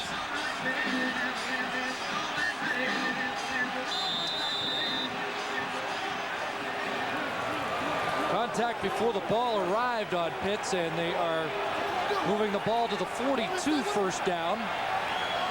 So the ball not spotted inside the 10. That's a break for Edmonton. Garcia, Anderson, wrapped up immediately by Dwayne Stewart, former Rose Bowl star, strong safety with Washington State. Well, now through 45 minutes. Well, the biggest thing that you gotta like about the way Edmonton has rebounded is they only had the ball 10 minutes in the first half. 2 quarters, 5 minutes each quarter. But look at this. They've now jumped it up to 19. They had that ball out of 15 minutes. They had it 9 minutes. So they're starting to take some of the time, making that offense work the ball a little bit. And as a result, they're only down by 9. Ball at the Edmonton 38. It's 2nd and 6 Calgary. Garcia under the gun. Leroy Blue knocked down, and now Garcia will run himself. And Garcia nailed by Wilson, but it looks like he'll get out at the 31-yard line, and it'll be a first down with a yard to spare. Well, yard to spare, but I mean, this is, I mean, I think everybody, the kidder's coming over and saying, he's saying right there, hey, listen, buddy, just get out of bounds. Enough with the heroics. Look, he sees the guy coming to tackle him right now. He knows there's someone coming. He's going to put his shoulder down and get exactly what he can. He says, when I maintain my aggression, there's less likelihood that I'm going to get hurt. There's a big I tell you, Big Freddy just paved the way. Come back on a peel block. That's what's called a blindsider on Benny Goods. How do you do, Benny? Stampeders driving. Here comes the blitz. But a completion to Vaughn down to the 20. An 11-yard gain by Terry Vaughn. Garcia slow to get up. And you know, when things are working, things are working. That play, they got Pitts and Moore. They want to clear it out. Pitts is right by the receiver. He's supposed to go deep on that pattern, allowing the receiver, Vaughn, to come underneath. You can see Pitts is still there. They're both originally going to go deep, clear it out, allowing Vaughn to come underneath. But when you're hot, you're hot. Last cut for Calgary was 1992. Terry Vaughn has a 100-yard receiving day, 7 for 106. First down, Garcia ducked under one, and now try to get outside. Dwayne Stewart won't let it happen. An incompletion, great pursuit by the outside linebacker, Dwayne Stewart. Well, excellent job of pursuit and keeping contained to the outside, not taking the incorrect angle. Big guy, 6'2", 220 pounds, but they like the fact that he can be put in cover situations. Here's a guy that can run with most running backs, so you know that as quick as Jeff Garcia is, he's just as quick. Well, early on, Rich Stubler seemed to be scrambling, but the adjustments have tightened things up here. And the chess match continues as Garcia looks at 2nd and 10 from the Edmonton 20. Again, pressure, and Garcia gets outside, wide open. That's Aubrey Cummings, touchdown.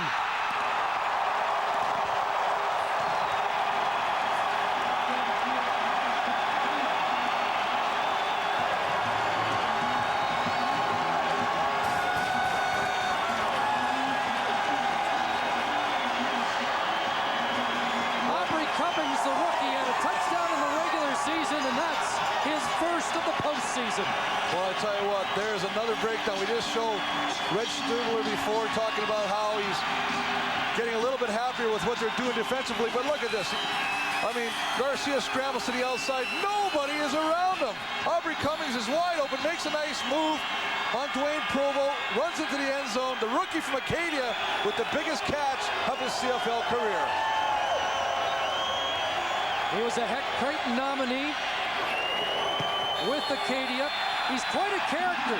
How many rookies in the CFL become the player rep? He's a leader in his first year. And he's a big-time player right now for the Stamps.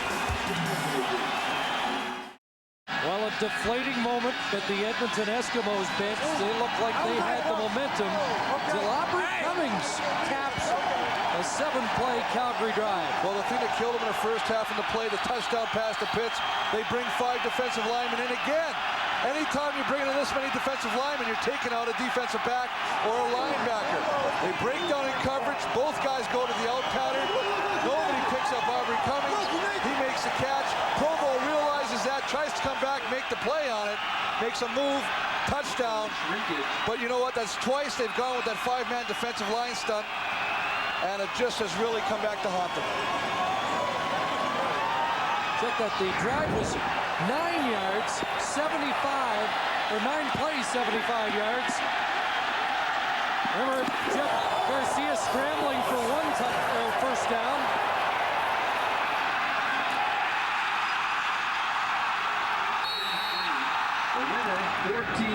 Well, mobility will give it to you. I'm telling you right now. I mean, he does so many things.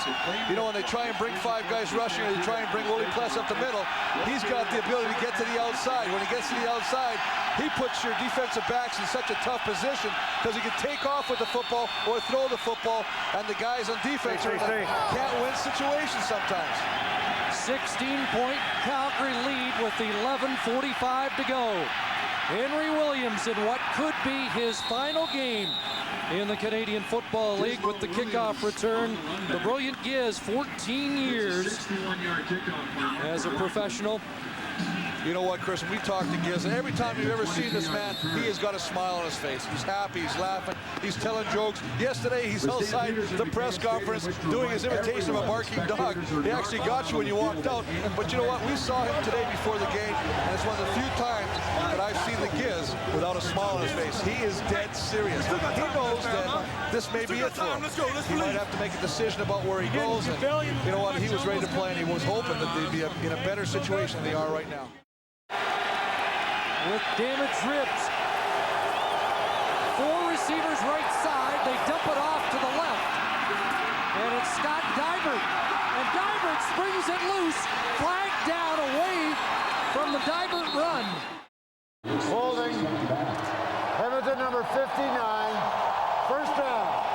Veteran Leo Groenwagen called for the hold, and it negates a 44-yard Dybert reception. Well, he's right in the middle right here. Let's take a look at him right now. And, you know, whenever you're running a little screen like this, you want to let your guy go through. But unfortunately, what happened at that time, the defensive tackle did not go with the flow, so Groenwagen had to pull him down, trying to keep him away from the play. Here's Archer looking downfield, and it's a completion to Myron Wise at the Calgary 35. A first down for the Eskimos. 25-yard pickup for Wise. They talked about Wise's speed, and for the first time we've seen them exploit that. Well, big time. He's got speed. Dowdell's got speed. They got a lot of talent now. They haven't worked together a whole lot. That might be the downfall. He's not had a lot of receivers play consecutively together. But it definitely opens up the underneath when you do have some speed. Archer has a receiver. It's Don Blair.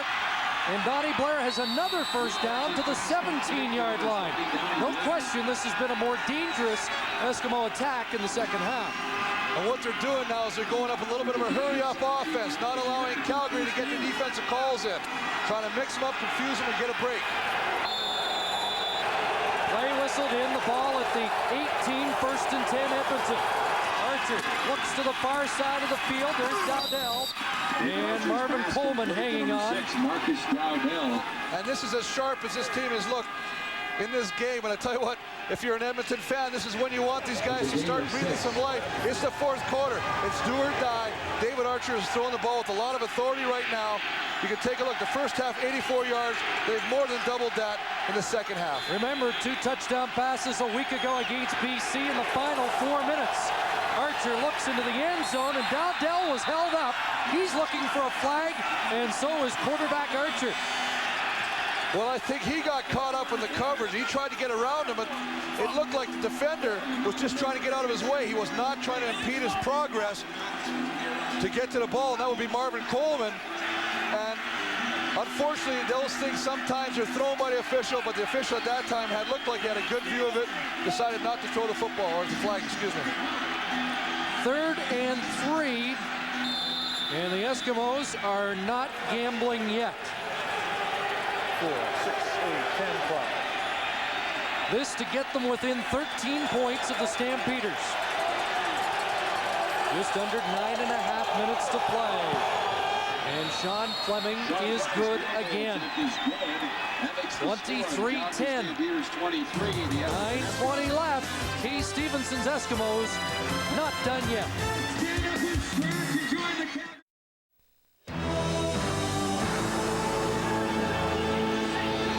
One Grey Cup finalist is set. Congratulations to Ron Lancaster and the Hamilton Tiger Cats, headed to Winnipeg to face either the Calgary Stampeders or the Edmonton Eskimos. Well, those fans haven't lost hope yet. 9:16 left. As Garcia goes back to work offensively, and Vince Danielson has a catch up at the 48-yard line in front of Dwayne Stewart. 13 yards, and Garcia gets a quick first down. Well, they tried a number of things Edmonton has, and one of the things they do in this time is they try and line up. Donnie Wilson has a down lineman take up, but what happens on that play is when the linebacker's gone, wham, someone else is open. Take a look at the pass distribution. I mean, Vaughn 7, 6, 6, 4, 1. I mean, everybody has caught balls. Even the guy Aubrey Cummings, he's only got one catch. It's the big one for a touchdown. Great pass distribution. And he has thrown the ball once Dwayne Ford's way and out of the backfield. Here's Anderson, puts his head down and tries to drive his way through Wilson and Malcolm Frank. And he'll be close to another first down. Looks like a gain of 9 yards for Anderson. Well, again, a nice job of just mixing it up. You know, this is what you want to do. Now, let's take a look at Leroy Blue. He was complaining earlier about holding. Look at this. I mean, that hand right there is on the outside. That is holding. Ron Myers is very lucky right now that he's not getting called for that, because Leroy, all he's doing right now trying to get to the quarterback is using the bull rush.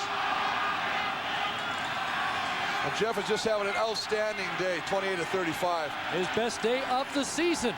2nd and 2, and there's Alan Pitts, driven out of bounds at the 49 of Edmonton, but that's a first down. Rio Wells takes him out. Well, perhaps we should also give some accolades to the receivers, because I tell you what, they've run some beautiful routes.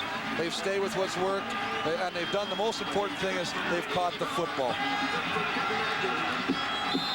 Well, Mike Pringle, a product of Cal State Fullerton, did not advance to the Grey Cup game, but another product of that school headed to the CFL Hall of Fame. Alan Pitts is poised, it appears, to be headed to another Grey Cup game. Barring an Eskimo comeback in the dying minutes. Anderson out of the backfield again. And drilled out of bounds near the line of scrimmage, which was the 49 by Malcolm Frank. Not much there this time, but what they've done with Anderson this year is worked hard to make him a better receiver, and he has been. Well, as you said, I mean, here's a guy who's caught 64 balls. Not only ran the ball 236 times, I mean, he's touched the ball 300 times. Now, we make a lot about Mike Pringle touching the ball 330 times running the ball. Here's a guy who's touched the ball just as many times, but through various effects, either through the pass or the run. 1,930 yards from the line of scrimmage this year. They give him 3, so it's 2nd and 7. Garcia slips, now looks deep, wide open, and a completion. And it's Travis Moore with the touchdown.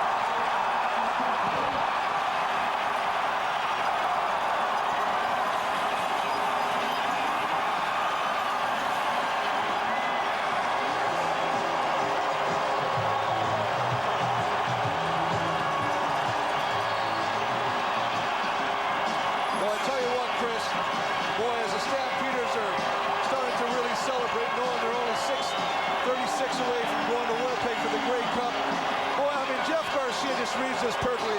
He slips a little bit, but he finds he gets the matchup he wants.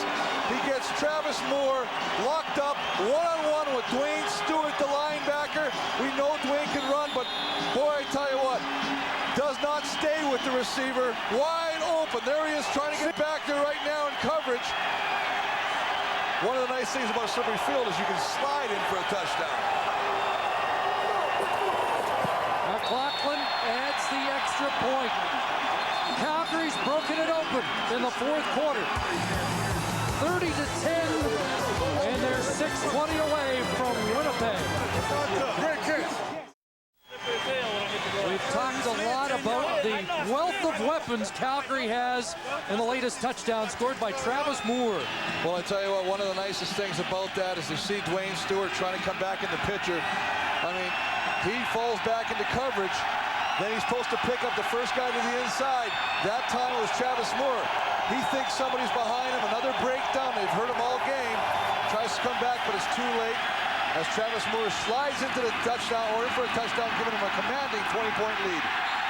And downfield, brilliant coverage by Calgary, and just a 10-yard return, Jack Kellogg. First man down. Well, a week ago, Travis Moore was watching the Eskimo Lions game, and he might have been the only Stampeder cheering for the Eskimos. When he first came to Calgary, Brian Wiggins was his roommate, and when Wiggins scored those dramatic late touchdowns against the BC Lions, the only guy in Calgary cheering was Travis Moore. Right now, it's Moore and his team doing the cheering in a 20-point lead with 6 minutes left. Archer, C.J. Williams nailed immediately as Hampton steps up from the corner. Well, maybe Travis Moore can send some of that Grey Cup money he's going to get, whether he wins or loses, back over to Wiggins and pay that roommate bill he still owes, that outstanding bill from watching cable to the wee hours of the morning. But there's a lot of bewildered look, and this is where the Edmonton guys, they start wondering, what do we got to do? Because if we don't score right now on this drive with 6 minutes left, it's over. Archer's pass short of Marcus Dowdell, and it's third down and 8 yards to go. Then again, William Hampton, the young guy, playing tough on the corner. Well, he just isn't, and we talked all day about his thumb, and he's thrown the ball pretty good, so we're not even going to use that as an excuse. This is one of the balls that Archer has thrown, though he would definitely like back. He did not get everything on it, threw it low, crucial time. Just a tough day, not only for Dave, but for the whole Edmonton organization. Late in the third quarter, they gave you the feeling that they were poised to mount the comeback. But so often in the past, the Stamps have been haunted by fourth quarter collapses. Apparently not today. There's Coleman covering a ball he bobbled. Aubrey Cummings and Travis Moore with touchdown receptions in this fourth quarter. Jeff Garcia picked a pretty good day for his best outing of the year. 429 yards passing, 3 touchdowns, and a couple of interceptions, but has bounced back from those here in the fourth quarter. And like we talked about earlier, he was only throwing the ball at a 50% completion rate at the 3 previous games. He's well into the 70% completion rate today. What a way to build going into the Grey Cup next week. 5 minutes left. And the ball on the Calgary 42. Well, they've had great field position all day, haven't they? Garcia throws short and behind Terry Bond. Jeff Garcia's pass intended for... Well, this is what Edmonton's defense is known for before. Every time the quarterback gets out, the linebacker to that side, he's not in coverage responsibility, will come and force Jeff to get rid of the football. They haven't done that all game. They're being caught in between, in tweaks coverage and tweaks coming in. And as a result, they've got burned big time on the underneath patterns. Derek McCready, who played such a huge role defensively in the '96 Grey Cup game for Edmonton. 2nd and 10, and Garcia almost threw his 3rd interception of the day. Nearly picked off by safety Trent Brown, who comes up limping. You know the thing that really amazes me now, we got 4 minutes and 30 seconds. They have a 20-point lead. What does Calgary do? They come out and they continue to throw the football. At this point in time, I'm thinking, let's run the ball, let's eat up the clock, let's do what we have to do to get back to the locker room, get to the champagne, celebrate. There's Bob Garcia. Back to Winnipeg. Going back to Winnipeg. Jeff's dad, Coming home to the peg. Bruce Covington, former Stampeder, whose career cut short by a shoulder injury. Jeff's mom and dad are here, and he was happy to mention yesterday that most of Gilroy, California would be watching on satellite today. And what a show he's put on for them. Well, if he doesn't have a street name for him before the game, and I don't know how big Gilroy Calgary is, he number probably 6. does. Still third down. I know he's got a restaurant named for him in Calgary, which just opened a couple of weeks ago. And if the tamales are as hot as Jeff Garcia's been today, it is a place we may have to visit. Well, definitely, but hey, let's talk about something else here. There was a big quarterback controversy during the year. You know that. They were talking about Dickinson, Garcia. Who do we keep? Who do we let go? I think you got to look at saying, hey, you got to do whatever you can as an organization in Calgary to keep Jeff Garcia under wraps. Martino punts it away. Gizmo Williams, how many more returns in his CFL career? Trying to get to the corner, and again, they're not allowing it. This time, Dave Van Bellingham closed the door. And just a 5-yard return of a 48-yard booming punt by Martino. Well, Jeff Garcia is definitely, we talked about him.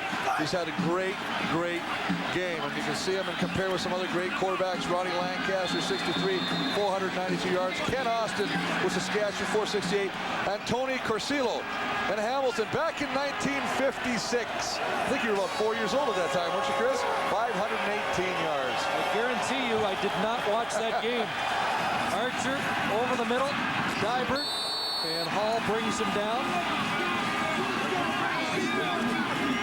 Dybert bounces up, a former Calgary Colt out of the junior football program here. Well, you know what? One of the things you got to like about Calgary, I know we're starting to almost talk conclusively as if they've won the game, but everybody has taken a turn at making a play, whether it be Aldi Henry, whether it be Van Bellingham on coverage. I mean, they're all doing the big things they need to do. Open field tackles like that. I mean, they are fired up. Eddie Davis with that tackle. Wally Bono said it yesterday. Here's one of the few guys that wasn't an all-star, and he might have been the most productive defensive player Calgary had during the year. 2:58 to go in the Western Final. And the Edmonton Eskimos down by 3 touchdowns. And the celebration is on at McMahon Stadium. Well, I tell you what, Chris, one of the things you gotta love. Anytime you go into football season, you always say, what will be the dream matchup? The top team in the East versus the top team in the West, as far as how they finish in the standings. And I tell you what, we're very close to having that happen with Hamilton, who just had an electrifying win with a 54-yard field goal with Ozzie. Congratulations to that big guy. Playing, looks like, the Calgary Stampeders. Well, looks like it even more now. The third down gamble by the Eskimos goes for naught, and Shante Peoples and the Calgary defense heads off the field. Taking the ball over on downs, and Garcia throws over the middle. There's Pitts looking for more. And he's down to the 16-yard line. No let-up in this Calgary offensive barrage. 14 more for Pitts. No, we've talked time and time again about the fact that they don't use the running game anymore. They're just making a point right now. They are throwing the ball so effectively. They've totally abandoned the run game, and I would have thought they'd let Dwayne Ford carry the football, give Kelvin Anderson a few more carries, and they probably do it now, but they want to start eating the clock. Here's Anderson. And he shakes off one tackle at the 12. Goods will help him up. Well, they've done it a number of ways when it comes to beating the Edmonton Eskimos. The last time these two teams met in the regular season, Garcia only threw 19 balls. Calvin Anderson had the big day where he rushed for 175 yards. This game, totally the opposite. Calvin hasn't had many yards on the ground, but Garcia's just had a phenomenal passing game throwing the football. 2nd and 7. Garcia threw it outside, and that ball falls short and skips by Travis Moore, bringing up 3rd down. The Edmonton Eskimos, 27 consecutive years in the playoffs, but this has been as rough a season as they've had in Northern Alberta. They put it together late in the year. A lot of the players said they really never felt like a team till they came here for the last regular season game on October the 25th. A convincing win against Saskatchewan. The dramatic come-from-behind win last week against BC.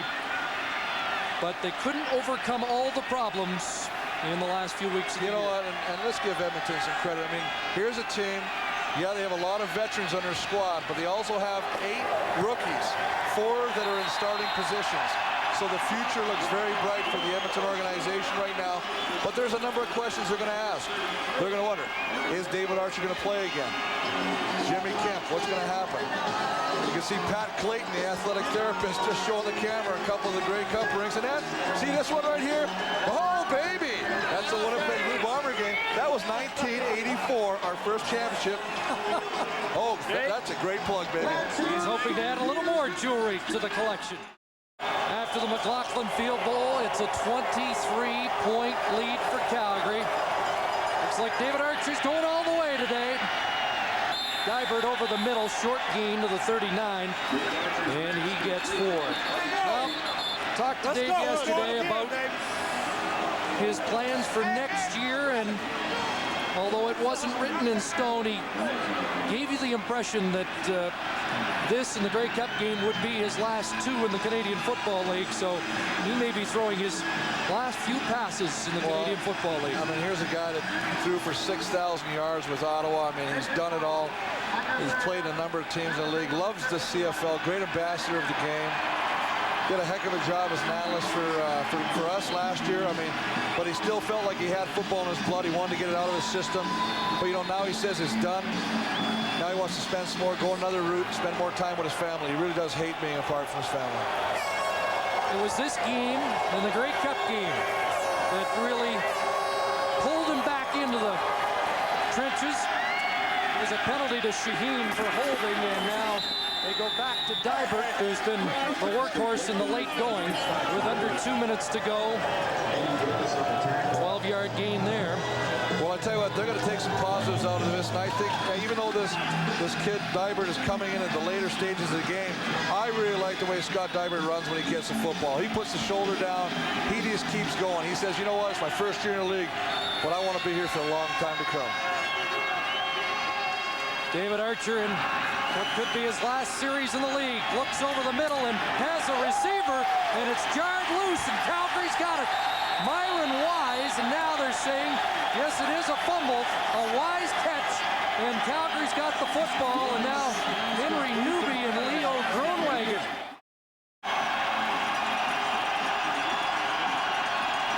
That's Wally Bono's daughter, Christy, on the sidelines. Every week she sends a motivational message to the coach and the team.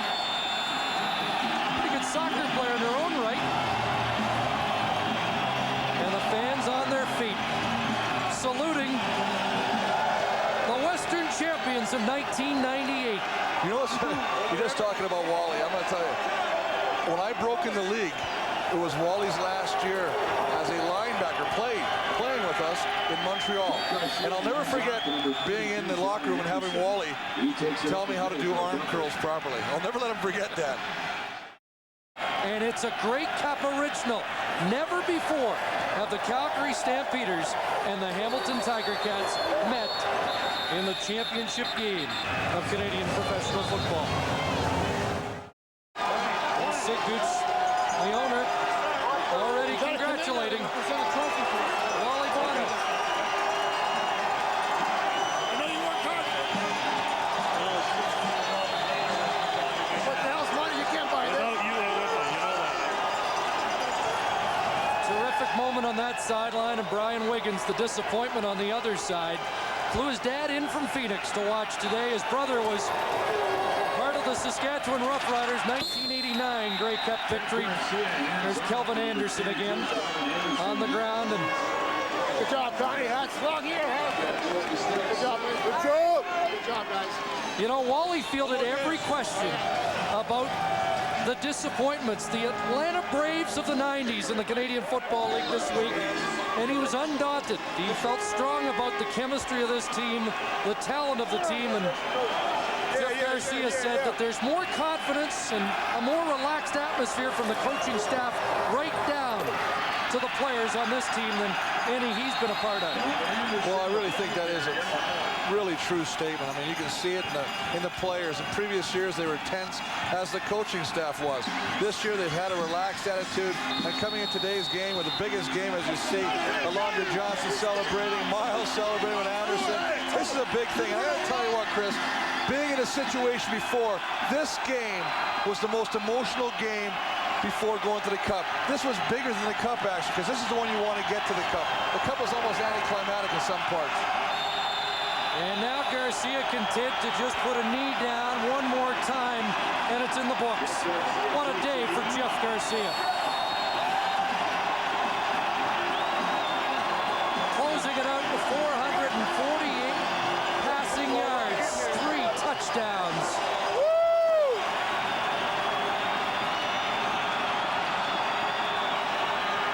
There's a red wave headed to Red River Country. It's Calgary and Hamilton in the 1998 Grey Cup.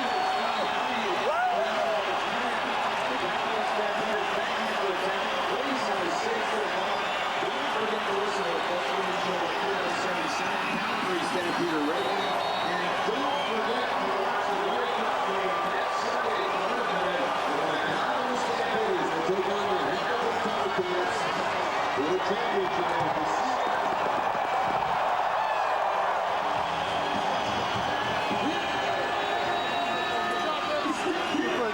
Let's join Scott Russell. Right, Chris, and here's Jeff Garcia, the man that engineered this victory, 33-10 by the Stamps for going to the Grey Cup, finally a postseason win. Tell us about it. Well, it's just great execution on the offensive side of the ball. Defense played well in the first half, gave us opportunities. We just kept hitting the under routes because of the slick footing, and it was opening up some big plays for us. You can do it any way. You might have imagined late in the game you might have gone to the running game, but you stuck with the pass and built up some big numbers. What's that tell us about what might happen against Hamilton? Well, they were doing a good job against the run. They were making it hard on Kelvin to get some holes and break some seams, so we just kept putting it through the air. That was our running game today. You said before the game that a man is measured by the championships that he wins in football. Does this give you your opportunity now to make that happen? Well, finally I was able to complete a game in a Western final, and it's just a great feeling to be able to be out here and contribute to this team winning. I mean, it was definitely a team game today. Special teams was awesome. It's just an awesome game by everybody. Your family was here to see it. How was that? Oh, it's great. Mom and Dad are here. They're going to the Cup with us. Hi to everybody in Gilroy, California. Love you. Thank you. Congratulations, Jeff. Good luck. All right, thanks. All right now here's Alan Pitts, who put a touchdown on the board for the Calgary Stampeders. Been around here a long time, Alan, and got another chance to go to the Grey Cup. How's this one feel to you? Well, it feels great. You know, we've had a lot of frustrating years here in Calgary. We hung in there the whole season. We believed we could win it, and we came out here today, and we were just focused on getting the job done. Jeff Garcia stuck with the passing game today. He went to the air. How did you like the way that unfolded on a difficult day? Well, like I said, you know, they're very aggressive towards stopping the run, so we had to go ahead and go with our passing game, and Jeff did a good job getting the ball to us, and our receivers did a good job today on this field that wasn't too great. What about Hamilton? What do you know about them, and how tough might that be next week in Winnipeg? Well, it doesn't matter whatever has happened during the season. We know they're a very good football team. We're going to have our work cut out for us, but we believe we can go in there and do well. Congratulations, Alan. Good luck against the Ticats. Thank you. There's Alan Pitts, receiver for the Calgary Stampeders, as they win today 33-10 over the Edmonton Eskimos. Wally's just a few words here to Brian, a few words for the country. Wally, you know, there was some talk about mystique in this Edmonton-Calgary thing. How did you deal with that? And obviously you love the result. Well, we didn't worry too much about anybody's mystique. Obviously, you know, the thing that we wanted to do is prepare our football club. And as I said to the players in there, I was really proud of the leadership of this football club. They took the initiative this year, especially in training camp, to mold a good football club. And they brought them through all year long, and they were ready for this game. Jeff Garcia, he threw the football so well. He proved that he can have the big game. Tell us about Jeff's performance in your eyes. Well, again, Jeff is a proven winner. You know, whatever happens in other games, it makes no difference to us. He's played a lot of big games for us. He's won a lot of big games, and he shows the kind of competitor he is. Also, too, I thought our coaches, both on offense and defense, did a tremendous job of preparing these guys. How about a nice Canadian reception for a touchdown, Aubrey Cummings? You might feel good about that, wouldn't you, Wally? Well, we feel good about the fact that we drafted this young man. He's really worked hard, and it was good for him to get his first touchdown in such a big game. I know you don't want to look ahead now. You want to savor this victory, but you got to start to plan. How about Hamilton? Well, the only thing I say is congratulations to Ronnie Lancaster. I think he's done a tremendous job there. I feel bad for Dave Ritchie. He's a tremendous friend of mine. And when you watch the game and how it ended, you know, it wasn't really probably fair for either team to lose. But, you know, football is a tough game. But, you know, it's going to be a great game. And hopefully, like I said, we'll sell the stadium out and have another great game like we had today. Congratulations, Wally, going to the Grey Cup. Well, thank you very much. Look forward to it. There's Wally Bono, the Calgary Stampeders, who defeat the Edmonton Eskimos today, going to the Grey Cup. We're back in a moment.